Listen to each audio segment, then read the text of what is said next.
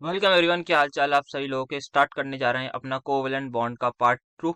First part में we have discuss molecular orbital theory, almost पूरी ही हो गई थी और उसके अलावा कुछ बचा नहीं उसमें। देन अब डिस्कस करेंगे bent rules, VSEPR theory, percentage आयनिक कैरेक्टर जैसे इंपॉर्टेंट टॉपिक्स। तो वो आज के लेक्चर में आप सभी को देखने को मिलेंगे। आई होप आप सभी को मजा आ रहा होगा, अच्छी पढ़ाई चल रही होगी और तैयारी भी बढ़िया चल रही होगी। दोस्तों के साथ शेयर करना मत भूलिएगा, ज्यादा से ज्यादा बच्चों को भेजिए। जितने भी केमिस्ट्री ऑनर्स के बच्चे हैं पूरे डीओ में, उन सभी तक वीडियोस को पहुंचाने की कोशिश करिए। तो चलिए फिर without wasting any more time, आज का लेक्चर थोड़ा बड़ा होगा तो स्टार्ट करते हैं। आज का हमारा पहला question, what do you understand by equivalent and non equivalent hybrid orbitals, give one example of each. तो हमारे पास इक्विवेलेंट और नॉन इक्विवेलेंट हाइब्रिड ऑर्बिटल्स बताने क्या होता है। सबसे पहले मैं बात करूं अगर इक्विवेलेंट हाइब्रिड ऑर्बिटल्स की, तो हम क्या कहते हैं इनके बारे में। तो इक्विवेलेंट हाइब्रिड ऑर्बिटल्स वो होते हैं बेसिकली ऐसे हाइब्रिड ऑर्बिटल्स जिनमें सेम एनर्जी हो। The set of hybrid orbitals having same energy is called as equivalent hybrid orbitals. या फिर ऐसा बोला जाता है कि sp, sp2, sp3 and sp3d2 ये सारे के सारे हमारे इक्विवेलेंट हाइब्रिड ऑर्बिटल्स होते हैं अगर if they are bonded with same atoms. If they are bonded to same substituent, ऐसा भी बोला जाता है इनकी डेफिनेशन में। अगर इनके सारे के सारे सब्स्टिट्यूएंट सेम हैं देन वी विल से कि यहाँ पर जो भी हाइब्रिड ऑर्बिटल है वो इक्विवेलेंट है। जैसे अगर मैं बात करूं CH4 मीथेन, इसमें आप सभी देख सकते हैं यहाँ पर जो कार्बन है उसकी हाइब्रिडाइजेशन sp3 है। क्या ये एक इक्विवेलेंट हाइब्रिड ऑर्बिटल होगा या नहीं, इसको हम बताएंगे by looking at its substituent. तो सारे के सारे सेम है तो वी विल से कि यहाँ पर ये इक्विवेलेंट हाइब्रिड ऑर्बिटल होगा। ऑन दी अदर हैंड अगर मेरे पास कोई ऐसा एग्जाम्पल आ जाएगा CH2FCl, then I can't say कि यहाँ पर ये जो sp3 हाइब्रिड ऑर्बिटल है ये इक्विवेलेंट है। क्या है इसको अभी समझेंगे और डिटेल में समझते जाएंगे। वीडियो लेक्चर में आपको पूरा समझ में आ जाएगा। जब PCl3F2 वाला केस आएगा, वो जो क्वेश्चन आएगा उससे पूरा समझ में आ जाएगा। देन बात करें अगर नॉन इक्विवेलेंट हाइब्रिड ऑर्बिटल्स की, तो ऐसे सेट ऑफ हाइब्रिड ऑर्बिटल्स जिनकी एनर्जी क्या हो, डिफरेंट हो। और ये भी बोला जाता है कि ये सारे के सारे जो ऊपर वाले लिखे हुए हैं अगर if they are bonded to different substituent होंगे तो ये सारे के सारे हमारे जो हैं ऑर्बिटल वो बन जाएंगे नॉन इक्विवेलेंट। जैसे कि हम देख सकते हैं इस केस में ये हमारे पास नॉन इक्विवेलेंट हाइब्रिड ऑर्बिटल का केस, ये हमारे पास इक्विवेलेंट। इक्विवेलेंट के मतलब से ये पता लग रहा है इक्वल। इक्वल कुछ क्या होगा आप ये देखते हैं। तो ऑर्बिटल्स क्या होता है, ये sp3 देखिए क्या है मेरे पास। सर sp3 का मतलब है एक s ऑर्बिटल है, 3 p के ऑर्बिटल है, px py pz, हम सभी को ये बात पता है। अब मुझे आप लोग एक चीज सोच के बताइए कि अगर एक s यूज हुआ है और 3 p यूज हुए हैं, अब मैं आपसे परसेंटेज वाइज पूछ रहा हूँ कितना परसेंट हमारा एस यूज हुआ है। सर एक एस यूज हुआ है, एक का मतलब सर आधा नहीं हुआ, पूरा नहीं हुआ, पूरा एक हुआ है मतलब 100%। 3 पी का मतलब सर 3 पूरे पूरे पी यूज हुए हैं मतलब सर 300%। ठीक है, तो हम ऐसा बोलते हैं कि sp3 हमारे पास हो गया, एक एस यूज हुआ है 3 पी मतलब 100% एस यूज हुआ है मतलब एक एस। 300% मैं परसेंटेज वाइज दिख रहा हूँ, समझा। अब यहाँ पे देखिए 4 बॉन्ड्स हैं कार्बन में, CH4 में 4 बॉन्ड है बेसिकली।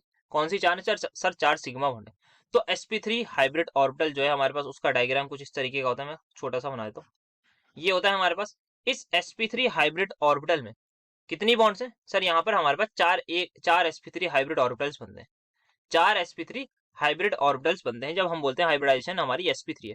तो अब सोच के मुझे बताइए इस sp3 हाइब्रिड ऑर्बिटल में कितने हाइब्रिड ऑर्बिटल हैं total. Sir 4 sp3 hybrid orbital है हमारे पास। कितना कितना इनमें सर, हमारे पास जो टोटल यूज हुआ है, टोटल अमाउंट ऑफ s वो 100% है, टोटल अमाउंट ऑफ p 100% है। तो क्या ये चारों में इक्वली डिवाइड नहीं होगा। यस सर, ये बात आपने सही कही कि यहाँ पर 25% एस कैरेक्टर होगा। हम बोलते हैं एस कैरेक्टर, एस का कॉन्ट्रीब्यूशन यहाँ होगा, 25 यहाँ होगा, 25 या 25 या टोटल 100 हो गया। यस सर, क्योंकि क्या हुआ है एक ऑर्बिटल एस, 3 ऑर्बिटल पी, चारों ने आपस में मिले, कंबाइन करे और 4 नए हाइब्रिड ऑर्बिटल बनाए, उसका नाम sp3, हम उसको बनाते हैं ये कार्बन एटम दिखाते हुए। तो 4 sp3 हाइब्रिड ऑर्बिटल बन गए तो हम कार्बन को बोल देते हैं कि इसकी हाइब्रिडाइजेशन sp3 है। सो एक्चुअल में क्या होता है, यहाँ पर 4 हाइब्रिड ऑर्बिटल बनते हैं sp3। अब हमने टोटल इनिशियली एक एस यूज करा था और 3 पी मतलब 100% एस का यूज करा था, 300% पी का यूज करा था। तो जो हमने यूज करा था वही होना चाहिए, ऐसा तो नहीं होगा मतलब हमने स्टार्टिंग में एस को 100% लिया, हम देख रहे हैं हाइब्रिडाइजेशन वगैरह करने के बाद आधा एस बच रहा है मतलब 50%। ऐसा तो पॉसिबल नहीं है, तो ऐसा नहीं होगा, तो ये होगा। नाउ द पॉइंट इज यहाँ पर in case of equivalent hybrid orbitals जो हमारा एस कैरेक्टर है वो सभी में सेम आता हुआ नजर आएगा, 25%, 25%, 25%। बट इन केस ऑफ हमारे पास ये वाले केस में हमारे अकॉर्डिंग यहाँ पर भी 4 बॉन्ड्स हैं, चारों में जो एस कैरेक्टर है वो एस की परसेंटेज होनी चाहिए थी 25%, पर ऐसा नहीं होता। वो क्यों नहीं होता वही डिस्क्राइब करता है हमारा बेंड्स रूल जो आ गया। तो यहाँ पर एस करेक्ट एस 25 से थोड़ा ऊपर नीचे होगा, but the point is total sum 100% ही मिलेगा, क्योंकि एक एस यूज करा है, ऐसा नहीं होगा कि क्लोरीन खा जाएगा या फ्लोरीन कोई एस ऑर्बिटल को खा जाएगा, कोई खाएगा नहीं, हमारे पास 100% ही रहेगा हमारा एस कैरेक्टर। तो ये बात ध्यान रखिए। हमारे पास अब क्या होगा सर, हो सकता है किसी बॉन्ड में 25 से ज्यादा, मान लेता हूँ एक में 26 हो गया, तो ऑब्वियस ही बात है किसी में 24 होना होगा, तभी हम बैलेंस कर सकते हैं अगर मैं बात करूं। या फिर किसी में 30 हो जाए, किसी में 20 हो जाए, किसी में 30, किसी में 20 ऐसे हो जाए, तो टोटल 100% होगा। पर इन डिफरेंट डिफरेंट बॉन्ड्स हमारा इस कैरेक्टर डिस्ट्रीब्यूट होता है। तो अगर वो इक्वली डिस्ट्रीब्यूट नहीं हुआ तो that means we will say कि यहाँ पर जो है ये orbital non equivalent hybrid orbital बन चुका है। और किस वजह से बनता है, बॉन्डेड सब्स्टिट्यूएंट्स अगर सेम हो तो हमारे पास इक्विवेलेंट होगा, डिफरेंट हो तो नॉन इक्विवेलेंट होगा। कैसे इसको प्रूव करेंगे आगे आने वाले एग्जांपल्स में आपको अच्छे से समझ आएगा जब इसके फॉर्मूला पर चलेंगे। तो ये था हमारे पास, ठीक है। अब हम ऐसा भी बोलते हैं कि जो हमारे sp3 है, sp3d एंड sp3d3, ये हमारे ऑलवेज नॉन इक्विवेलेंट की कैटेगरी में आते हैं। They always lie in the category of non equivalent hybrid orbitals. So यहाँ पर हमारे पास की डेफिनेशन थोड़ी सी लिखी हुई है कि ऐसे ऑर्बिटल जिनकी सेम एनर्जी हो ये होते हैं, ये हमारे पास होते हैं। कंडीशन इनकी डेप्थ में समझाती है, एग्जाम में डेफिनेशन लिखेंगे तो चल जाएगा आपका। अब PCl3 में क्या होता है हमारे पास इन दिस हाइब्रिडाइजेशन, यहाँ पर हमें पता है, आप ध्यान से देखिएगा, फॉस्फोरस होता है, इसकी 2 बॉन्ड्स होती हैं एक्सियल बॉन्ड और 3 होती हैं इक्वेटोरियल। अब यहाँ पे ये जो है आप देखिएगा ये कुछ इस तरीके का होता है, और यहाँ पर मतलब आपने जो आप नोटबुक पर लिख रहे हैं या जो स्क्रीन पर दिख रहे हैं उस स्क्रीन पर मानिए ये तीनों बॉन्ड्स हैं, तीनों बॉन्ड उस स्क्रीन पर आ गए। एक बॉन्ड जो है वो आपकी तरफ स्क्रीन की तरफ आएगी, ये ऊपर वाली बॉन्ड आपकी तरफ आ रही है, और ये जो नीचे वाली बॉन्ड ये स्क्रीन के बैक साइड में जा रही है। तो अबव द प्लेन और बिलो द प्लेन का कंसेप्ट आ गया। तो यहाँ पर क्या देखेंगे कि ये जो 3 बॉन्ड्स हैं जो प्लेन में है, जो आपकी कॉपी में है या जो आपके मोबाइल फोन में है, ये तीनों के तीनों बॉन्ड्स प्लेनर हैं, और ये आपको दिख रहा होगा, ये है हमारे पास ट्रायंगुलर प्लेनर जैसा कुछ नजर आ रहा है स्ट्रक्चर, वो भी ऐसा ही होता है। तो ट्रायंगुलर प्लेनर मतलब हाइब्रिडाइजेशन sp2 होती है। देन ये जो हमारे पास ऊपर ऊपर बॉन्ड है ये बेसिकली हमारे पास होते हैं, इसको बोलते हैं, इसकी हाइब्रिडाइजेशन होती है pd। तो sp2 hybrid orbitals plus pd hybrid orbitals, मतलब एक p का एक d का, जो बेसिकली होते हैं pz और dz स्क्वायर, आपस में हाइब्रिडाइजेशन करते हैं, फिर ये दोनों कंबाइन करके फाइनली बना पाते हैं sp3d जिसको हम बोलते हैं। So this is what happens in case of PCl5, ठीक है। तो ये था हमारे पास, अब आगे के टॉपिक्स में और इसको डिटेल में समझते हैं। Now let's have a look on the bend rule. So describe Bend's rule and explain the structure of PCl3F2. So यहाँ पर क्या होता है in case of bend rule, हमारे पास इन PCl2F3 हो या कुछ भी हो, बेसिकली अभी PCl3F2 की बात करते हैं। मोर इलेक्ट्रोनेगेटिव एलिमेंट क्या है, फ्लोरीन है, वो ऑक्यूपाई करेगा एक्सियल पोजीशन।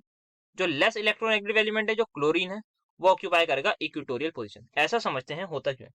तो बेंड रूल का कहना ये था कि मोर इलेक्ट्रोनेगेटिव सब्सिडियरी एटम किसी भी मॉलिक्यूल में वो अटैच करेगा itself to that hybrid orbital which contain more p character, more p character.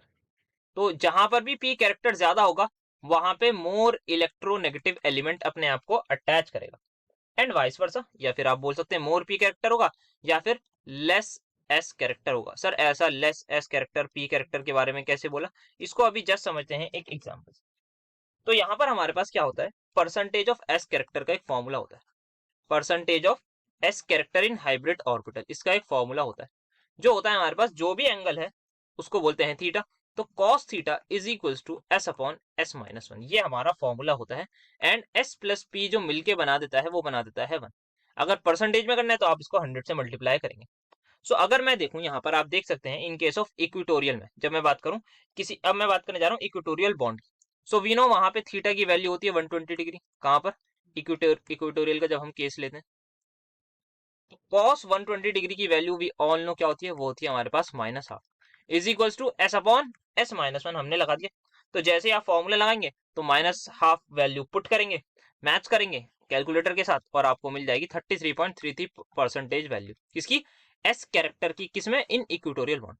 अब यहीं पर मैं एक्सियल की बात करूं तो हमें पता है वहां पर थीटा 90 डिग्री होता है, तो थीटा 90 डिग्री किसमें होता है, एक्सियल में होता है। And what's the value for cos 90 degree, we all know, हमारे पास ये 10th क्लास का फॉर्मूला है, cos 120 तो फिर भी 11th में आता है, बट ये तो हमारे पास 10th में आ जाता है, तो 0 होता है। तो यहाँ पे आप देख सकते हैं परसेंटेज जो एस कैरेक्टर है वो 0 आएगा। तो यहाँ पर पी निकाल लूंगा मैं, वो आएगा 66.67%। और यहाँ पर पी जो आएगा वो आएगा 100% हमारे पास आ जाएगा। तो ये हमने निकाल लिया एस कैरेक्टर पी कैरेक्टर। देख के मुझे बताइए कहां पर एस ज्यादा है कहां पर एस कम है। सर देखने से ही पता लग रहा है, ये एस कैरेक्टर ज्यादा है, यहाँ पर पी कैरेक्टर कम है, यहाँ पर पी ज्यादा है और यहाँ पर एस कम है, ये हमें ध्यान रखना है। तो इस तरीके से हमने डिराइव कर लिया कि कहाँ एस कैरेक्टर ज्यादा है कहाँ पी। याद क्या रखना है, ये फॉर्मूला याद रखना है, which is of percentage S character. Majorly आपसे जो निकलवाएंगे वो इसी के लिए निकलवाएंगे, अगर निकलवाए तो। नाउ अब जो हमने बात बोली थी उसको जस्टिफाई कर लेते हैं एक बार। दो बात, जो बात ये थी कि अगर जहां पर भी मोर पी कैरेक्टर होगा, कहां पर है मोर पी, एक्सियल में, वहां पर मोर इलेक्ट्रोनेगेटिव एलिमेंट मतलब फ्लोरीन अपने आप को अटैच कर लेगा। और जहां लेस कैरेक्टर होगा वहां वहां करेगा। इसका हम वाइस वर्सा भी आप समझ गए होंगे कि जहां पर लेस पी कैरेक्टर होगा, जैसे कि हमारे पास लेस पी कैरेक्टर है इन केस ऑफ यहाँ पर कंपैरेटिवली लेस है, तो यहाँ पर इक्वेटोरियल पर हमारा जो क्लोरीन है वो अपने आप को अटैच कर लेगा। तो PCl3F2 का जो स्ट्रक्चर है वो कुछ इस तरीके से बन जाता है। एक्सियल बॉन्ड्स में फ्लोरीन, क्योंकि मोर इलेक्ट्रोनेगेटिव एलिमेंट है, पी कैरेक्टर यहाँ ज्यादा है, और यहाँ पर अपना हमारा क्लोरीन अपने आप को अटैच कर लेगा। तो दिस इज हाउ हमें ये करना होता है। बाकी हम चाहें तो एक आध और कंपाउंड अगर देखें, जैसे कि लोन पेयर के बारे में बात कर लेते हैं। तो लोन पेयर और जो डबल बॉन्ड होते हैं, जो लोन पेयर है अगर हमारे पास और डबल बॉन्ड, इनके बारे में थोड़ा सा जान लेते हैं, कभी बाई चांस आ जाए। वैसे इंपॉर्टेंट इतना नहीं है but still we must know. तो लोन पेयर और डबल बॉन्ड है वो ऐसा ऑर्बिटल ऑक्यूपाई करेंगे जहां पर एस कैरेक्टर ज्यादा हो। तो इन लोगों को चाहिए S character, more electronegative element को चाहिए पी कैरेक्टर। इस बात को ध्यान रखिएगा, ये जाएंगे जहां पर एस कैरेक्टर ज्यादा होगा वहीं पर जाएंगे। सर लोन पेयर का एक एग्जांपल करवा देते तो अच्छा लगता। बिल्कुल एक बार करके देखते हैं। तो आइए आपको बनवा देते हैं SF4।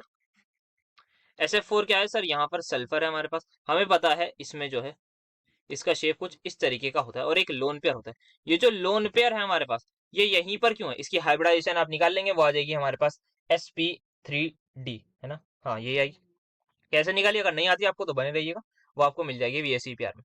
तो यहाँ पर इसकी हाइब्रिडाइजेशन होती है sp3, तो यहाँ पर इसके पास भी एक्सियल और इक्वेटोरियल बॉन्ड होती है। तो सबसे पहले फ्लोरीन चला जाएगा यहाँ पर P पर। अब हमारे पास है लोन पेयर हमारे पास यही ही क्यों है, दैट इज परसेंटेज जहां पर S कैरेक्टर ज्यादा है वो कौन सी पोजीशन है, that is our equatorial position. तो इक्वेटोरियल पोजीशन में हमारे पास लोन पेयर प्रेजेंट होता है। द रीजन इज सिंपल, क्योंकि वो चाहता ही वहीं रहना है। तो ये चीजें ध्यान रखनी है, ठीक है। तो अब इसी वजह से जैसे ये क्वेश्चन है तो यहाँ पर आपसे पूछा जाता है इसका डाइपोल मोमेंट भी बता दीजिए। तो डाइपोल मोमेंट आप क्या देखेंगे, आप देखेंगे यहाँ पर जो PF दोनों बॉन्ड्स है दोनों एक दूसरे के 180 डिग्री पर है। बोलिए सुनना, समझाया था अभी। एक कॉपी के आपकी तरफ आ रही है, एक कॉपी के बिल्कुल अंदर जा रही है, above the plane below the plane. तो यहाँ पर जो डाइपोल मोमेंट बनेगा और यहाँ जो बनेगा वो कैंसिल हो जाएगा, यस। तो ये कैंसिल हो जाएगा, तो ये दोनों आपस में कैंसिल कर देंगे। सिमिलरली यहाँ पर आप देखेंगे ये एक वेक्टर है म्यू, ये एक वेक्टर है म्यू, और ये एक वेक्टर आएगा म्यू। तीनों 120 डिग्री पर है। अगर आपने क्लास 11th में फिजिक्स जरा सी भी पढ़ी है तो ये फॉर्मूला याद करवाया जाता है कि जब भी ऐसा हो तो हमारे पास नेट रिजल्टेंट 0 ही आता है। जब भी तीन फोर्स ऐसे हो हमारे पास, ये बेसिकली ये 120 डिग्री पर थे दोनों, इन दोनों का रिजल्टेंट आप लेंगे तो वो आपका बीच में से एकदम 60 डिग्री से काटता हुआ F ही आएगा। और ये और F, ये वाला F पूरा 180 डिग्री में आ जाएंगे अपना। बाकी आप सॉल्व करके ही देख सकते हैं, इतना डिटेल में नहीं जाना है इसमें, बस आइडिया दे रहा था कि ऐसी भी चीज कुछ एग्जिस्ट करती है। तो ये हमारे पास हो गया बेंट रूल के बारे में। तो बेंट रूल में हमने क्या क्या देखा, ये चीज देख ली, ठीक है। और कुछ रहा तो नहीं, ठीक है। हाँ, तो एक चीज हमारे पास जो रहती है वो बॉन्ड एंगल से रिलेटेड, जो बात करी थी स्टार्टिंग में, जैसे CH4 और ये CHF2। तो यहाँ पर क्या होता है हमारे पास बॉन्ड, अगर मैं बात करूं इसकी, दैट इज बेंट रूल की। सो यहाँ पर हमारे पास जो परसेंटेज एस कैरेक्टर है, जो परसेंटेज एस कैरेक्टर है, that is directly proportional to the bond angle. Percentage S character जो है वो क्या है, डायरेक्टली प्रोपोर्शनल है हमारा बॉन्ड एंगल की। इस बात का ध्यान रखिएगा, बस इसी से आपका काम हो जाएगा लगभग। तो यहां पर देखिए, अब मुझे बताइए जो एफ है, अब इन चारों की चारों बॉन्ड्स में हमारे पास जो एस कैरेक्टर है वो 25-25 होना चाहिए था। पी जो है वो 75-75 होना चाहिए था सभी में, बट ऐसा नहीं है। आप कैसे ये भी देख सकते हैं कि sp3 का मतलब है एक एस और 3p और एक एस, तो आप टोटल परसेंटेज निकालेंगे तो एस की आ जाएगी आपके पास 25%। सिमिलरली आप पी की निकालेंगे तो वो आ जाएगी 75%। तो ऐसा होना चाहिए था हर एक बॉन्ड में, क्योंकि टोटल पी कितना है, टोटल 3p है हमारे पास, और टोटल हमारे पास बेसिकली एक ऐसा है। तो यहाँ पर 100% किसकी होनी चाहिए, एस की परसेंटेज होनी चाहिए, 300% हमारे पास टोटल होनी चाहिए पी की, ठीक है। Now in each bond there has to be 25%, 25%, 25% and 25% S character and 75% P character. But ऐसा नहीं होता, क्यों नहीं होता? क्योंकि ये क्या लगा हुआ है, मोर इलेक्ट्रोनेगेटिव एलिमेंट। ये क्या चाहेगा, ये चाहेगा मैं वहां जाऊं जहां पर पी कैरेक्टर ज्यादा हो। अल्टीमेटली यहाँ पर इस बॉन्ड में परसेंटेज एस कैरेक्टर जो है वो डिक्रीज हो जाएगा, इस बॉन्ड में भी परसेंटेज एस कैरेक्टर डिक्रीज हो जाएगा, जो हो जाएगा लेस देन 25%। ये भी क्या हो जाएगा, लेस देन 25%। जैसे ही यहाँ पर कैरेक्टर कम हुआ एस कैरेक्टर, वैसे ही यहाँ पर परसेंटेज एस कैरेक्टर 25 से ज्यादा हो जाएगा। इस वाली बॉन्ड में कितना होगा हमें नहीं पता, कितना होगा, जितना भी हो हमें क्या लेना जा रहा, बट इतना पता है 25 से ज्यादा होगा। तो जैसे ही हमारा एस कैरेक्टर ज्यादा हुआ, जैसे ही एस कैरेक्टर हमारा ज्यादा हुआ, वैसे ही यहाँ पर अगर इस बॉन्ड एंगल को मैं θ1 बोल दूं और इस वाले बॉन्ड एंगल को मैं θ2 बोल दूं, तो जो θ1 है वो ज्यादा हो जाएगा θ2 से, बिकॉज हमारे पास जो एस कैरेक्टर है वो ज्यादा है। तो ये हमारे पास हो गया प्रॉपरली बेंट रूल का कंसेप्ट। एंगल के कंसेप्ट में हमें ऐसे लगाना है जब भी हमारे पास आए। तो क्या देखना है, एस कैरेक्टर देखना है, तो एस कैरेक्टर के डायरेक्टली प्रोपोर्शनल हमारे पास होता है बॉन्ड एंगल। बॉन्ड एंगल से आप हमारे पास बॉन्ड लेंथ भी रिलेट करवा सकते हैं कि बॉन्ड लेंथ और बॉन्ड एंगल आपस में इनवर्सली प्रोपोर्शनल होते हैं। तो bond angle inversely proportional to the bond length, इस बात का भी ध्यान रखिएगा। अगर बाई चांस पूछा जाए आपसे सी एच और सी एफ बॉन्ड लेंथ में, तो वो भी यू गाइस कैन टेल, ठीक है। तो ये हमारे पास हो गया है, ठीक है, ओके। तो बता दिया, और तो कुछ नहीं था। क्वेश्चन देख लेते एक बार। तो बेंट रूल बता दिया, PCl3F2 बता दिया, CH2F2 बता दिया, प्रॉपरली सारी चीजें एक्सप्लेन कर दी गई हैं यहाँ पर इसी क्वेश्चन में। देन यहाँ पर आप देख सकते हैं फिर से बेंट रूल बताना है आपको, प्रेडिक्ट करना है आपको एंगल क्या होगा, ज्यादा होगा कम होगा, किससे, टेट्राहेड्रल वाला। टेट्राहेड्रल क्या होता है, 109 डिग्री 28 मिनट, ये एंगल होता है हमारे पास। हमारा bond angle CHH bond angle क्या होगा, ज्यादा होगा। अच्छा यहाँ पर एक बात और रह गई, ये हमारा θ1 ज्यादा होगा θ2 से। नॉर्मली कितना होता है बॉन्ड एंगल हमारे पास, 109.5 डिग्री बोलना चाहे वो बोल दीजिए, वरना 109 डिग्री 28 मिनट्स होता है एग्जैक्टली। तो ये जो θ1 है इसकी वैल्यू ज्यादा हो जाएगी 109.5 डिग्री से, और जो θ2 है उसकी वैल्यू कम हो जाएगी 109.5 डिग्री से। ये इन जनरल हमारे पास जो टेट्राहेड्रल का एंगल होता है वही है सेम। तो सेम यहाँ पर वही चीज बतानी। Now let's have a look on some of the VSEPR theory के स्ट्रक्चर जिससे क्वेश्चंस आए हुए। तो सबसे पहले मैं ClF3 से समझाता हूँ किस तरीके से करना है आपको। ClF3 मॉलिक्यूल देख लेते हैं, फिर उसके बाद बाकी को भी बना लेंगे। तो सबसे पहले इससे समझते हैं क्या करना। सबसे पहला काम आपका होगा, आपको ये फॉर्मूला लिखना है हाइब्रिडाइजेशन का, that is H is equals to half of M plus V minus C plus A। Sir ये क्या क्या होता है, हाफ क्या है सर, हाफ हाफ ही है। M क्या है, M stands for monovalent atom.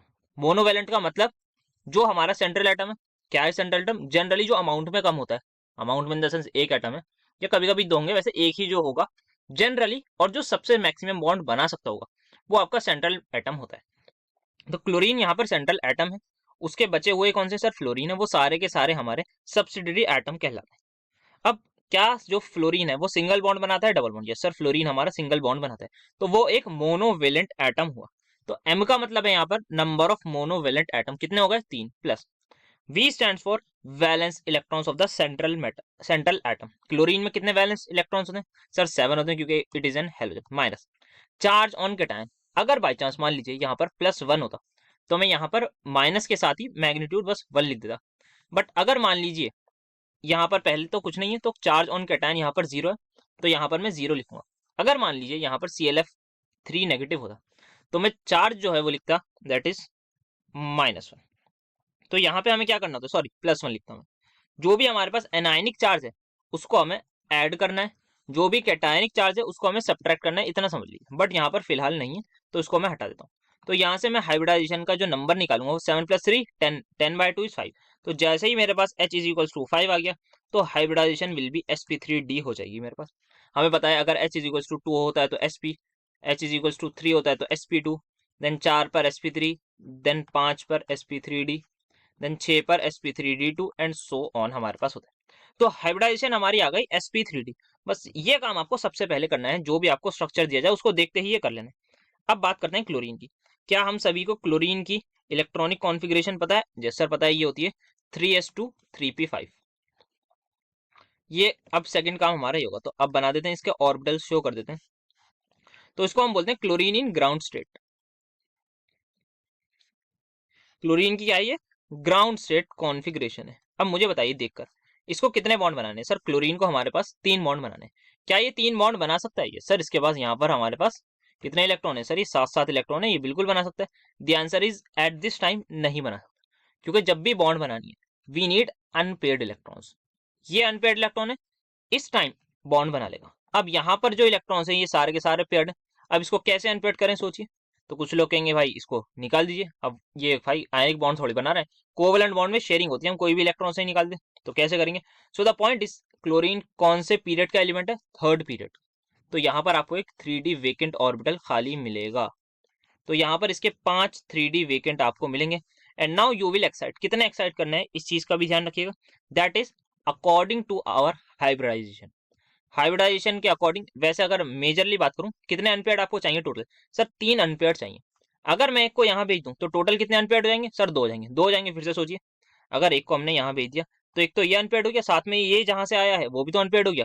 तो जैसे ही मैंने एक को एक्साइट कर दिया, मतलब एक्साइट का मतलब हायर एनर्जी वाले शेल में भेज दिया, तो हमारा काम हो जाएगा। Now it will become 3s2 3p4 and 3d1। तो 3s2 will remain as it is. यहाँ पर ये और ये मैंने अनपेयर्ड कर दिया है, तो ये एक बचा, और यहाँ पर भी ये एक आ चुका है हमारे पास। तो ये बाकी सारे जो है वो वेकेंट ही रहेंगे। नाउ अब हम क्या करेंगे? अब हम देख सकते हैं यहाँ पर एक s 3p और एक d हमें चाहिए। ये सारे के सारे ऑर्बिटल्स कंबाइन करके बना लेंगे हमारी hybridisation which is called as sp3d, जिसमें से यहाँ पर ये जो है फ्लोरीन अप बॉन्ड बनाएगा, इसके साथ फ्लोरीन बॉन्ड बनाएगा, और इसके साथ फ्लोरीन बॉन्ड बना लेगा। बाकी ये दोनों क्या है? ये दोनों रहेंगे हमारे लोन पेयर। अब बनाते हैं इसका स्ट्रक्चर। तो यहाँ पर अगर मुझे नेक्स्ट पेज लेना पड़ेगा, तो क्लोरीन ये रहा हमारे पास। क्लोरीन के पास कितने बॉन्ड है? सर हमारे जो क्लोरीन है उसकी हाइब्रिडाइजेशन आ रही है 5, मतलब sp3d। मतलब जो ज्योमेट्री है हमारी, ज्योमेट्री क्या हो गई हमारी? ट्राइगोनल पिरामिडल, जो बेंट रूल में हमने बात करी थी। तो ClF3 की हमने थोड़ी बहुत शायद बात भी करी थी। ये आ गई ज्योमेट्री हमारी ट्राइगोनल पिरामिडल। मतलब हमारे पास 2 एक्सियल 2 इक्वेटोरियल बॉन्ड वाला कंसेप्ट आ जाएगा। तो एक्सियल पर हमेशा फ्लोरीन आना चाहेगा बिकॉज ऑफ मोर इलेक्ट्रोनेगेटिविटी। तो एक फ्लोरीन बचा, अब इसके पास ऑप्शन नहीं है, ये तो बेचारा यहीं आएगा। और लोन पेयर जो है हमारे जो है यहीं पर आएंगे। तो 2 लोन पेयर हमारे पास थे, तो ये हमने बना दिया हमारा इसका स्ट्रक्चर, दैट इज ClF3 का स्ट्रक्चर। आई होप ये स्ट्रक्चर समझ में आएगा। और ये बोलते हैं हम इसको T shape. Yes T shape ना, हाँ ठीक है। तो ये हमारा टी शेप्ड स्ट्रक्चर बन गया है फॉर ClF3। अब SF4 का आप लोग ट्राई कर लीजिएगा। I3 और PCl4 का समझा देता हूँ मैं थोड़ा। अब बात कर रहा हूँ PCl4 पॉजिटिव की। तो सबसे पहले PCl4 पॉजिटिव लिखते ही आपको निकाल लेनी है इसकी hybridization, that is half of M plus V minus C plus A. M plus V minus C plus A, यही होता है। M क्या है sir? Number of monovalent atom. Chlorine यहाँ पे सिंगल बॉन्ड बनाता है double bond? Sir single bond बनाता है। जब भी halogen generally as a subsidiary atom काम करते हैं तो वो सिंगल बॉन्ड बनाते हैं। तो मोनोवेलेंट कितने? 4 plus number of valence electrons. यहाँ पर वैलेंस इलेक्ट्रॉन फॉस्फोरस के पास कितने होते हैं? सर फॉस्फोरस के पास 5 ही वैलेंस इलेक्ट्रॉन्स होते हैं। ओके, देन यहाँ पर minus charge on cation 1 minus करूंगा प्लस 0। तो ये आप देखेंगे तो 4 प्लस 4 8, 8 बाय 2 क्या होता है? 4। तो हाइब्रिडाइजेशन मेरी आ गई H इज इक्वल्स टू आ गया 4। तो hybridisation is going to be sp3। Correct? हाँ ठीक है सर, ये आपके sp3 हाइब्रिडाइजेशन आ जाएगी। ठीक है ना? हाँ हाइब्रिडाइजेशन sp3 आ गई। अब फॉस्फोरस की अगर मैं बात करूं तो आप ग्राउंड स्टेट कॉन्फ़िगरेशन लिखेंगे उसकी 3s2 3p3, यही ना? हाँ ठीक है। देन यहाँ पर आपको क्या चाहिए? यहाँ पर अब देखिए चार्ज है, पॉजिटिव चार्ज किस।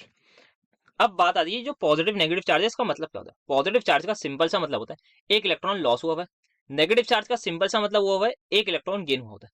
नाउ द पॉइंट इज यहाँ पे फॉस्फोरस है, क्लोरीन है, किन दोनों में से किसने इलेक्ट्रॉन लॉस किया होगा? तो एक कंसेप्ट ध्यान रखिएगा, जब भी पॉजिटिव चार्ज हो हमेशा लेस इलेक्ट्रोनेगेटिव एटम ही इलेक्ट्रॉन लॉस करता है, और जब भी नेगेटिव चार्ज हो तो हमेशा मोर इलेक्ट्रोनेगेटिव एटम ही इलेक्ट्रॉन गेन करता है। तो जो पॉजिटिव चार्ज होगा that has to be on phosphorus, मतलब ये P नहीं है, P पॉजिटिव है, इसकी कॉन्फ़िगरेशन हो जाएगी या कॉन्फ़िगरेशन हो जाएगी 3s2 3p2 हो जाएगी।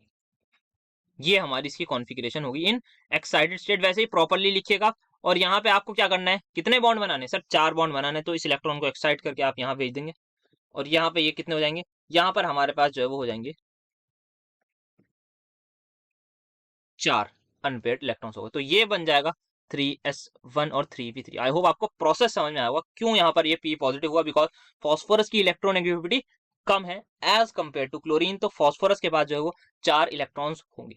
अब यहाँ पर हम देख सकते हैं ये तीनों चारों ऑर्बिटल्स मिलकर कर देंगे sp3 हाइब्रिडाइजेशन। sp3 मतलब टेट्राहेड्रल हमारे पास होगी ज्योमेट्री, तो ज्योमेट्री हमारी टेट्राहेड्रल हो गई और हमारे पास एक उस पर पॉजिटिव चार्ज है तो फॉस्फोरस, और जो PCl4 है उसका स्ट्रक्चर सिंपल हमारे पास हो जाएगा ये टेट्राहेड्रल। आप ऐसे बंद करके यहाँ पे एक पॉजिटिव चार्ज बाहर लगा दिएगा, तो ये हमारे पास हो गया। और कुछ तो नहीं लिखवाते ना, हाँ ठीक है, तो ये हम लिखते हैं। Next I3 negative, it is somewhat interesting सा स्ट्रक्चर है। बात करते हैं इसके H की, H is equals to half of M plus V minus C plus A। So I3 negative में क्या है हमारे पास, वैलेंस इलेक्ट्रॉन कितने होते हैं आयोडीन में, 7 होते हैं, हेलोजन है 7 होंगे, प्लस मोनोवेलेंट कितने, यहाँ पर 3 आयोडीन है, 3 में से कौन सेंट्रल एटम होगा, सर कोई भी एक सेंट्रल एटम होगा, बिल्कुल सही बात है। तो M मेरे पास आ गए कितने, 3, नहीं हाफ ऑफ V, मोनोवेलेंट आ गए 2 मेरे पास, हाँ, माइनस क्या कोई कैटायन पर चार्ज है, नो सर ये एनायन है, क्या एनायन पर चार्ज है, यस, तो वो ऐड कर दूंगा। तो 7 प्लस 2 9, 9 प्लस 1 10, तो 10/2 दैट इज 5 आ गई मेरी हाइब्रिडाइजेशन, मतलब sp3d मेरे पास हो जाएगा यहाँ पर, ठीक है। नाउ देखते हैं अब यहाँ पर, तो आयोडीन की अगर मैं बात करूं उसकी configuration is somewhat 5s2 5p5 ये होती है मेरे पास, ठीक है। सो हमें क्या चाहिए, हमें यहाँ पर जो कॉन्फ़िगरेशन चाहिए दैट इज I3 नेगेटिव है हमारे पास, तो यहाँ पर थोड़ा सा ध्यान से चलना। तो 5s2 में यहाँ पर मैं ऑर्बिटल डायग्राम इसका बना देता हूँ। अब इसको आप ध्यान से समझिएगा, एक चीज यहाँ पे बहुत ही इंपॉर्टेंट कंसेप्ट आएगा, एंड आई होप आपको कोऑर्डिनेट बॉन्ड का कंसेप्ट पता होगा कि कोऑर्डिनेट बॉन्ड होता क्या है एग्जैक्टली। यहाँ पर जो आयोडीन है ये बेसिकली बना हुआ होता है I2 प्लस I नेगेटिव से। I2 इज सिंपल ये,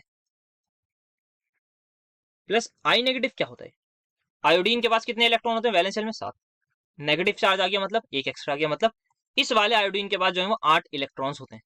तो ये जो आयोडीन है ये एक तो सेंट्रल एटम नहीं होता, तो ऐसा सेंट्रल एटम होता है जिसके पास 7 इलेक्ट्रॉन हो। अब सोचिए अगर इसके पास पहले से ही 8 इलेक्ट्रॉन्स हैं, जिसका पहले से ही ऑक्टेट पूरा है, क्या वो कोवलेंट बॉन्ड बनाना चाहेगा कि नहीं, कोवलेंट बॉन्ड बनाते क्यों, ऑक्टेट पूरा करने के लिए, तो वो कौन सा बॉन्ड बनाएगा, तो ये जो आयोडीन है this is going to make coordinate bond, तो ये बनाएगा हमारा कोऑर्डिनेट बॉन्ड।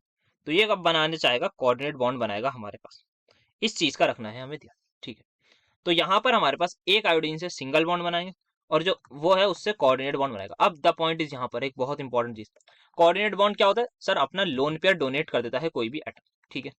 लोन पेयर कहाँ डोनेट होता है, किसी वेकेंट ऑर्बिटल में। क्या आयोडीन के पास वेकेंट ऑर्बिटल मौजूद है, यस मौजूद है, कौन सा है ये आप सभी लोग देख पा रहे होंगे, वेकेंट 5d ऑर्बिटल मौजूद है। तो यहाँ पर I नेगेटिव अपना लोन पेयर डोनेट कर देगा। अब देखिए जो I3 नेगेटिव है इसका स्ट्रक्चर कुछ इस तरीके का होता है, ये I2 था हमारे पास, सिंपली I2 ये था हमारे पास। अब यहाँ पर जो है एक I नेगेटिव आया, उसने अपना लोन पेयर डोनेट कर दिया, तो वो जो है इस वाले वेकेंट ऑर्बिटल में अपना लोन पेयर ये डोनेट कर देगा आकर, और इस वाले से हमारे पास एक आयोडीन आके सिंगल बॉन्ड बना लेगा। तो हाइब्रिडाइजेशन अब आप देख सकते हैं यहाँ पर क्या होनी चाहिए, वो तो हमने पहले निकाली, तो sp3d हमारे पास होगी, ये सारे ऑर्बिटल आपस में कंबाइन करके sp3d बना लेंगे। यहाँ पर आपको d ऑर्बिटल का कंसेप्ट समझ में आया होगा कि यहाँ पर d ऑर्बिटल क्यों यूज हुआ है। द रीजन इज, अगर सोचिए मैं यहाँ पे एक अनपेयर्ड कर दूं इलेक्ट्रॉन, यहाँ पे मैंने भेज दिया और ये हो गया, तो क्या 3 बॉन्ड बनाने हैं आयोडीन को, नहीं। अगर मैं बात करूं ऐसे सिंपल स्ट्रक्चर की भी, तो यहाँ पर भी 2 बॉन्ड बनाने, तो मैं तीसरे अनपेयर्ड का करूंगा क्या, दिस इज द पॉइंट, कि यहाँ पर इसमें आयोडीन में 2 अनपेयर्ड तो हो ही नहीं सकते अनटिल एंड अनलेस एक आध में लॉस या गेन ना कर लूं, तो हमारे पास दैट्स वाई यहाँ पर अनपेयर्ड नहीं करते हम बिल्कुल भी। तो ये आपको कंसेप्ट समझ में आ रहा होगा क्या था। ओके सो अब इसका स्ट्रक्चर बना लेते हैं। तो आयोडीन का स्ट्रक्चर कुछ इस तरीके से लीनियर दिख रहा है। नाउ sp3d मतलब ट्राइगोनल पिरामिडल, यही होता है जो हमने बेंट रूल में बात करी थी। अब उसमें एक चीज ध्यान रखिएगा, आयोडीन के पास कितने लोन पेयर है, 3 लोन पेयर। लोन पेयर क्या चाहते हैं, लोन पेयर हमारे इक्विटोरियल पोजीशन चाहते हैं, तो दैट्स वाई इसका स्ट्रक्चर आपको कुछ इस तरीके का दिखने मिलेगा। ये जो दोनों आयोडीन है ये आपको मिलेंगे एक्सियल पोजीशन पर, और ये जो लोन पेयर है ये मिलेंगे equatorial. This is the very important point for this structure. ये तभी स्ट्रेट बनता है, ये हॉरिजॉन्टल नहीं बनता, इसीलिए नहीं बनता बिकॉज यहाँ पर और यहाँ पे आप बेटर रहेगा इसको कोऑर्डिनेट बॉन्ड शो कर देंगे, तो ये एकदम परफेक्ट स्ट्रक्चर बन जाएगा आपका I3 नेगेटिव का। तो ये बात जरूर ध्यान रखिएगा, हम यहाँ पे इसको हॉरिजॉन्टल शो क्यों नहीं करते, वर्टिकल क्यों कर रहे हैं, the reason is simple, Bent's rule, कि हमारा जो लोन पेयर है वो ऑक्यूपाई करेगा इक्विटोरियल पोजीशन। जो हमारे दूसरे क्या होते हैं, जो मोर इलेक्ट्रोनेगेटिविटी, यहाँ पे तो एक ही है तो इलेक्ट्रोनेगेटिविटी विल बी सेम, तो कोई ऐसा इलेक्ट्रोनेगेटिविटी की प्रॉब्लम नहीं होगी। जो प्रॉब्लम रहेगी वो हमारे लोन पेयर के साथ रहेगी। तो इस बात का ध्यान रखिएगा। तो I3 नेगेटिव का भी देख लिया, SF4 का आप लोग जरूर ट्राई करिएगा, आसान सा है, मतलब इतने मुश्किल बना लिए तो ये भी इजीली हो ही जाए। आइए नेक्स्ट कुछ और स्ट्रक्चर देख लिए जाए, कुछ और ड्रॉ करते हैं। तो यहाँ पर सबसे पहले बनाते हैं, ये अच्छा स्ट्रक्चर होता है XeOF4। अब यहाँ पर सबसे पहले प्रॉब्लम होगी सेंट्रल एटम की। तो मैंने जो पीछे कंसेप्ट बताया था वो ये बताया था कि जनरली जो कम नंबर में होते हैं वो आपके सेंट्रल एटम होते हैं। सर यहाँ पे तो जेनॉन भी कम है, ऑक्सीजन भी कम है। सोच के मुझे बताइए कौन ज्यादा नंबर ऑफ बॉन्ड बना सकता है, किसकी कोवैलेंसी ज्यादा है, कौन नंबर ऑफ बॉन्ड ज्यादा बना सकता है। ऑक्सीजन को कभी डबल बॉन्ड से ज्यादा बनाते हुए देखा? यस सर, ट्रिपल बॉन्ड देखा है। हाँ, जब वो पॉजिटिव चार्ज होता है, ऑर्गेनिक में देखा होगा थोड़ा बहुत, उसकी बात नहीं करे, 3 बना देता है चलिए मैक्सिमम। क्या 4 बनाते हुए देखा है? No sir. जेनॉन कितने बना सकते हैं? जेनॉन यहाँ पर 8 बॉन्ड बना सकता है क्योंकि उसके पास 8 इलेक्ट्रॉन्स होते हैं इन वैलेंस शेल। तो ऐसी अकेली ये नोबल गैस है जिसके आपको कंपाउंड्स देखने को मिलते हैं। बाकी और भी मिलते हैं पर इसके ज्यादातर मिलते हैं। तो this is the only noble gas जिसके कंपाउंड्स मिलते हैं, जहां पर ये अपना 8, बेसिकली कभी कभी 8 इलेक्ट्रॉन्स भी यूज कर लेता है in order to form compounds. तो जेनॉन की बात करते हैं। जेनॉन के वैलेंस शेल में 8 इलेक्ट्रॉन्स होंगे, तो आई गेस इसकी कॉन्फ़िगरेशन जहां तक याद आ रहा है 5s2 5p6 ही होगी, क्योंकि टोटल कितने 8 इलेक्ट्रॉन्स। तो यहाँ पे आइए देख लेते हैं, पहले मैं इसका ऑर्बिटल डायग्राम बना। अच्छा, पहले हाइब्रिडाइजेशन निकाल लेता हूँ। तो H is equals to half of M। Monovalent कितने? फ्लोरीन है, ऑक्सीजन डाइवेलेंट होता है, तो उसके लिए 2, मतलब वो 2 बॉन्ड बना दे, तो ऑक्सीजन को नहीं कंसिडर करेंगे, फ्लोरीन को करेंगे। M आ जाएगा मेरे पास 4, half of M plus V। V क्या है? वैलेंस इलेक्ट्रॉन, कितने हैं? 8, half of M plus V minus charge on cation नहीं है, चार्ज ऑन एनायन नहीं है, 8 प्लस 4 12/2 दैट इज 6। मतलब hybridisation is going to be sp3d2 अब। ठीक है, तो डी ऑर्बिटल हमारे पास यहाँ पर भी मौजूद होगा, तो उसके डी को बना लेते हैं। अब यहाँ पे ध्यान से देखिए, ऑक्सीजन कितने बॉन्ड बनाते हैं? ऑक्सीजन जो है हमारा वो 2 बॉन्ड्स बनाता है, डबल बॉन्ड। ठीक है, फ्लोरीन सिंगल बॉन्ड बनाते हैं, तो ऑक्सीजन के 2 बॉन्ड, फ्लोरीन के 4 बॉन्ड। कितने बॉन्ड बनाने? मुझे 6 बॉन्ड बनाने, मतलब 6 इलेक्ट्रॉन्स अनपेयर्ड चाहिए, और बचा हुआ एक लोन पेयर होगा। तो इन पी के सभी को मैं एक्साइट कर देता हूँ, तो यहाँ पे जेनॉन इन एक्साइटेड स्टेट में बना देता हूँ। 5s2 एज इट इज रहेगा क्योंकि पी वालों से ही हमारा काम हो जाएगा, वो as a lone pair behave करेंगे। तो यहाँ पे इन सभी को मैंने कर दिया एक्साइट। 6 हो गए, 6 ही थे ना? हाँ ठीक है। अब देखते हैं यहाँ पर एक चीज। तो यहाँ पर हमारी हाइब्रिडाइजेशन क्या है? sp3d2। देखिए जरा एक चीज, s 1p 2p 3p sp3d2। तो यहाँ पर जो हाइब्रिडाइजेशन होगी वो इन्हीं ऑर्बिटल्स की होगी। This is my sp3d2 hybridisation होगी। नाउ द पॉइंट इस बेचारे इलेक्ट्रॉन को हमने क्यों अकेले, this- पर इसके साथ इसने क्या ऐसा गुनाह करा है जो हम इसको कंसिडर नहीं कर रहे हाइब्रिडाइजेशन में? वेरी इंपॉर्टेंट पॉइंट है यहाँ पर हाइब्रिडाइजेशन का। आपको याद होगा ऑक्सीजन डबल बॉन्ड बनाता है, मैंने ऐसे ही दिखा रहा हूँ, सिर्फ जेनॉन के साथ डबल बॉन्ड बना रहा होगा। जनरली पहला बॉन्ड सिग्मा, दूसरा bond pi. This is the answer कि पाई बॉन्ड जो है हमारे पास हाइब्रिड ऑर्बिटल पाई बॉन्ड नहीं बनाते, तो दैट्स वाई ये ऑर्बिटल हाइब्रिडाइजेशन में पार्टिसिपेट नहीं करेगा। और ये जो इलेक्ट्रॉन है या ये जो ऑर्बिटल है डी में जो भी इलेक्ट्रॉन है, ये हमारा पाई बॉन्ड बनाने जाएगा, हाइब्रिडाइजेशन में टेक पार्ट नहीं करेगा, क्योंकि पाई ऑर्बिटल्स कह रहा हूँ, हाइब्रिड ऑर्बिटल्स जो होते हैं they don't form pi bonds, ये ध्यान रखिएगा। तो दैट्स वाई यहाँ पर इसका इस तरीके से हम इसको करेंगे sp3d2। तो sp3d2 हमारे पास आ गई, तो इसको आप स्ट्रक्चर बना लेते हैं। तो जेनॉन है हमारे पास, एक ऑक्सीजन आपको मिलेगा, एक हमें लोन पेयर चाहिए, तो F4 है हमारे पास, XeF4, ये एक लोन पेयर आ गया। हाँ, तो ये हमारी स्ट्रक्चर बन गई। बेसिकली ज्योमेट्री हमारी आती हुई नजर आ रही है, ये ऑक्टाहेड्रल, 6 वाली हमारी ऑक्टाहेड्रल होती है, तो ऑक्टाहेड्रल है। और आई थिंक ये हाँ, ज्योमेट्री तो ऑक्टाहेड्रल, इवन नए square pyramidal, if I am not wrong, हाँ स्क्वायर पिरामिडल हमारी शेप हो जाएगी। तो ये बात ध्यान रखिएगा, वेरी इंपॉर्टेंट थी फॉर दिस पर्टिकुलर जो भी था, क्या था ये स्ट्रक्चर। तो ये हो गया, और कुछ तो नहीं बता देना, देख लूँ पीछे एक बार। हाँ, ये बताना होता है, ठीक है। तो आई होप ये वाला पॉइंट समझ में आया होगा। यहाँ पर जो एक बॉन्ड है ये पाई बॉन्ड के काम आएगा, ऑक्सीजन के साथ ये पाई बॉन्ड बनाएगा, ये जो एक ऑर्बिटल बेचारे को, जो एक इलेक्ट्रॉन को अकेला छोड़ा। नेक्स्ट Brf4 नेगेटिव बना देता हूँ, बाकी तो मेरे हिसाब से आप लोग बना लेंगे इजीली। PO4 3 नेगेटिव का थोड़ा सा आइडिया दे देंगे, वरना फॉस्फेट का तो पी ब्लॉक क्लास 12 पढ़ा ही होगा, वो तो आता होगा। ब्रोमीन की बात कर लेना। आइए मुझे सबसे पहले बताइए मोर इलेक्ट्रोनेगेटिव कौन है? सर फ्लोरीन है। मोर इलेक्ट्रोनेगेटिव पर क्या आएगा? नेगेटिव चार्ज आएगा। किस पर आएगा? फ्लोरीन पर आएगा। तो इतनी बात क्लियर है, यहाँ पर ये Brf3 के साथ एक फ्लोरीन नेगेटिव एटम है, ये बात ध्यान रखिएगा। अब एक और चीज सोच लिया यहाँ से साथ के साथ, फ्लोरीन के बाद नॉर्मली कितने इलेक्ट्रॉन्स होते हैं? 7। नेगेटिव चार्ज के बाद 8। क्या ये कोवेलेंट बॉन्ड बनाएगा? नहीं। कौन सा बनाएगा? कोऑर्डिनेट बॉन्ड बनाएगा। बहुत बढ़िया, ऐसे ही आंसर करना है।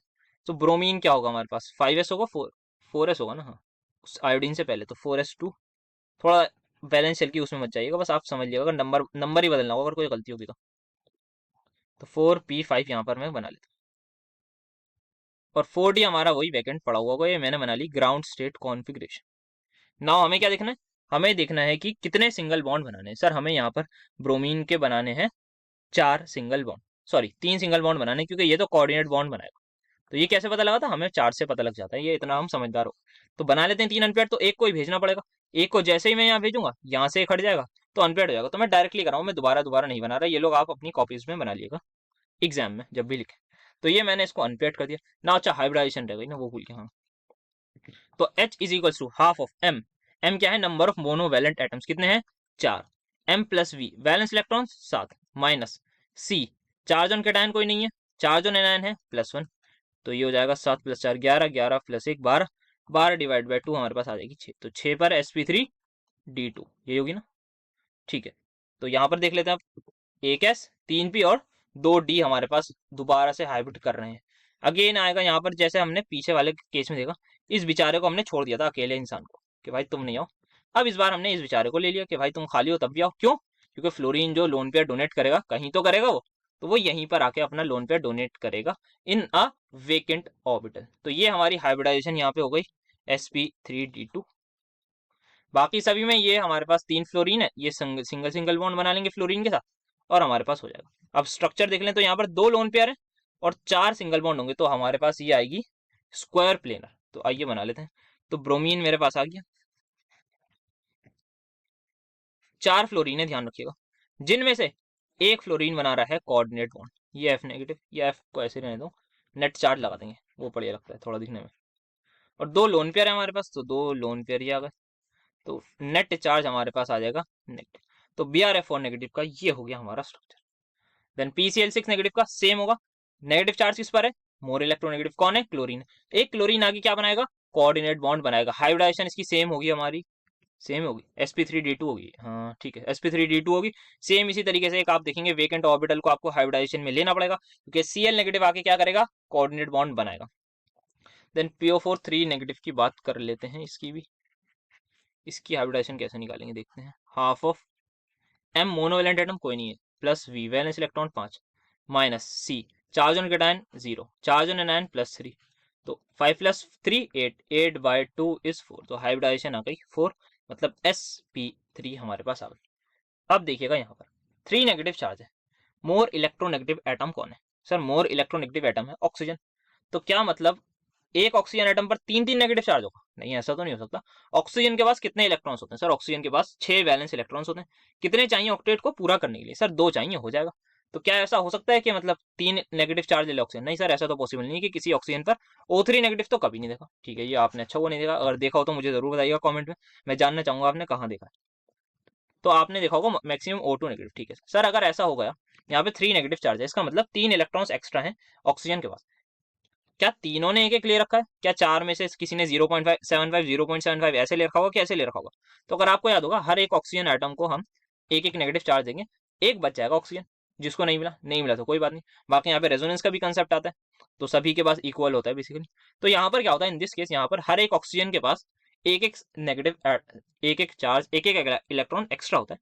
तो O negative O negative O negative आपको देखने को मिलेगा और एक बेचारा नहीं होगा। अब ये जो ओ नेगेटिव वाले हैं, नॉर्मली ऑक्सीजन के पास 6 वैलेंस इलेक्ट्रॉन होते हैं, एक एक्सेप्ट करते ही कितने हो गए, 7 इलेक्ट्रॉन्स हो गए। अब मुझे सोच के बताइए, अगर 7 वैलेंस इलेक्ट्रॉन्स हो गए तो इसको ऑक्टेट कंप्लीट करने के लिए कितने और इलेक्ट्रॉन चाहिए, सर इसको ऑक्टेट कंप्लीट करने के लिए एक और इलेक्ट्रॉन चाहिए। तो ये क्या करेगा, कुछ नहीं करेगा, बॉन्ड बनाएगा, कोवेलेंट बॉन्ड। तो ये कोवेलेंट बॉन्ड बनाएगा, अच्छा सिंगल बनाएगा double, now this is the question. Sir क्योंकि इसको एक ही चाहिए, तो एक ही बॉन्ड से इसका काम हो जाएगा। तो ये तीनों के तीनों ऑक्सीजन हमारे सिंगल बॉन्ड बनाएंगे, वेराज जो बेचारा जिसको हमने एक इलेक्ट्रॉन नहीं दिया, इसके पास कोई ऑप्शन नहीं होगा अदर देन डबल बॉन्ड। तो ये निकाल लिया हमने हाइब्रिडाइजेशन। तो आप फास्फोरस की अब कॉन्फ़िगरेशन लिख लीजिए, क्या होगी, 3s2 होती है ना, 3s2 3p3 है ना, हाँ ठीक है। तो ये आप कर लिएगा 3s2 3p3, एंड देन आप बना लीजिएगा इसको, वो कर लिएगा 3s2 3p3 हमारे पास हो जाएगा। और यहाँ पर आपको एक एक्साइट करना पड़ेगा 3D में, तो 3 मैं डायरेक्टली एक्साइट वाला बना रहा हूँ। पहले आप ऐसे बनाइएगा, फिर आप दिखाइएगा कि आपने एक्साइट कर दिया है S से, क्योंकि मतलब S से ही जाएगा। तो यहाँ से S से करा तो ये एक आ जाएगा, सर यहाँ तो हाइब्रिडाइजेशन में गड़बड़ हो रही है सर, ये तो sp3d आ रही है। You are wrong my brother, because ये sp3 ही रहेगी, क्योंकि यहाँ पर जो डबल बॉन्ड बनाएगा उसमें से एक सिग्मा और एक पाई होगा। पाई कौन बनाएगा? यही वाला पाई बनाएगा। तो बना लेते हैं अब स्ट्रक्चर। तो फॉस्फोरस है, टेट्राहेड्रल बनाना है तो कुछ इस तरीके से यहाँ पर ले लेते हैं डबल बॉन्ड। तो ये आ गया O negative O negative O negative, तैयार हो गया हमारा फॉस्फेट आयन का स्ट्रक्चर। आई होप स्ट्रक्चर में मजा आया होगा, और मजे से अच्छी बात समझ में भी आया होगा। मजा तो आता ही रहना चाहिए, पर समझ में भी जरूर आया होगा। अब हमारे पास SF4 का बच रहा है, तो ये मैं नहीं बना रहा। इतने अच्छे अच्छे स्ट्रक्चर बनाने के बाद अगर कोई कहे कि SF4 का भी बनाओ, तो मतलब क्या फायदा, इतनी देर पढ़ाने का फायदा क्या होगा। नेक्स्ट यहाँ पर देख लेते हैं, ये हाइब्रिडाइजेशन PCl3 की आराम से निकाल लिएगा, कोई परेशानी नहीं होगी, इन सभी में भी कोई नहीं होगी। अच्छा, इसमें नेगेटिव चार्ज का आएगा सर, मोर इलेक्ट्रोनेगेटिव एटम, जो कि क्लोरीन है। तो इट इज समवॉट लाइक हमारे पास देखने को मिलेगा आपको I3 नेगेटिव जैसा, थोड़ा सा मतलब उसी टाइप का लीनियर बनेगा ये। और वैसे ही आपको लोन पेयर को उधर देना होगा S में। देन PCl6 नेगेटिव बनाया है शायद, या पता नहीं बनाया तो आप बना लेंगे, इतना कॉन्फिडेंस है।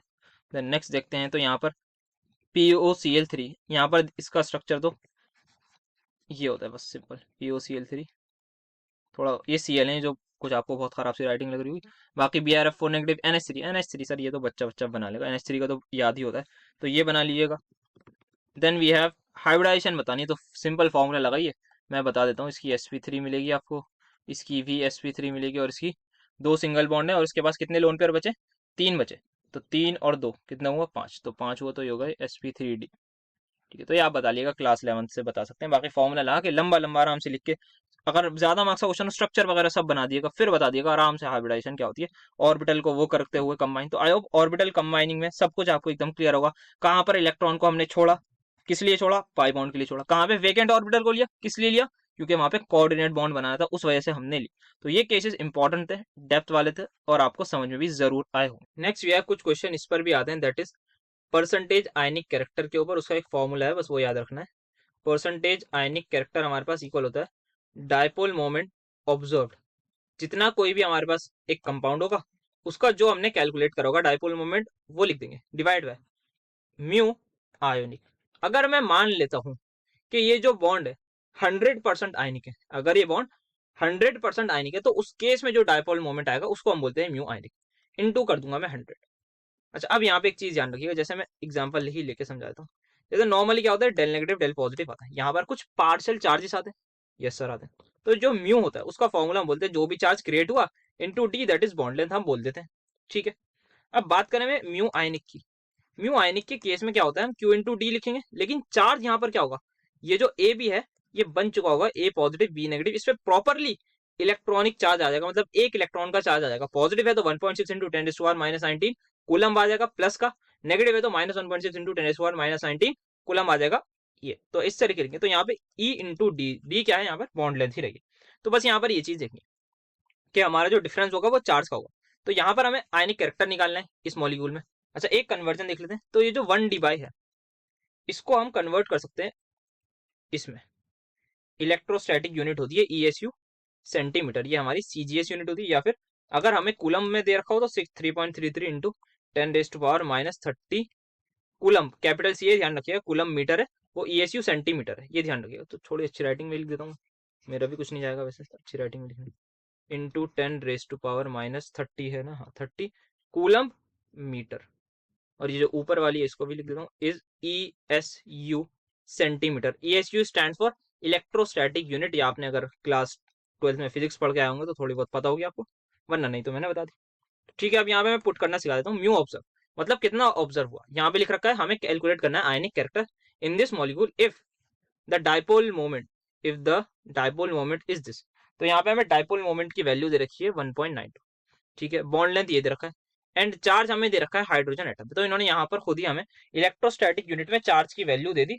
और वैसे ये जो मेरे हिसाब से ये एग्जैक्टली वही वैल्यू है, दैट इज क्या बोलते हैं उसको, वही वाली भूल गया मैं, ये इलेक्ट्रॉन यूनिट वाली, हाँ इलेक्ट्रॉनिक चार्ज होता है।